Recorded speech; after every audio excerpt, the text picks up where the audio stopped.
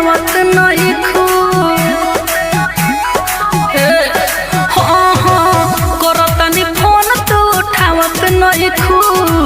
हमारा से काहे बतियावत नहीं खू सब रुपया हमर मोल हो गई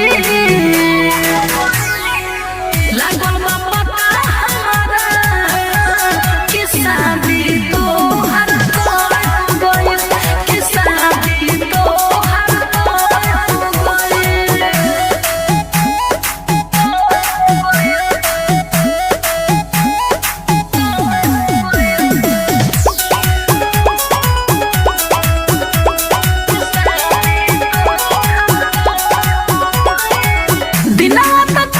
नहीं रात हो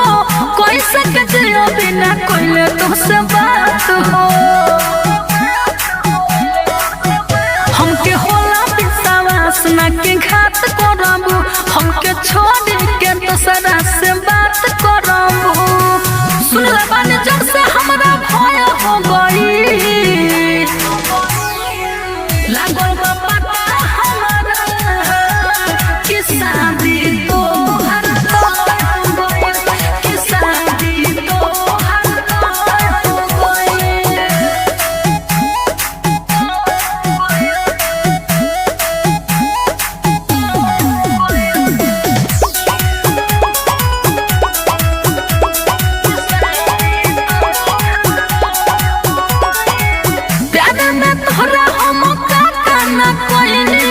तोहरा चक्कर में घर घाट के न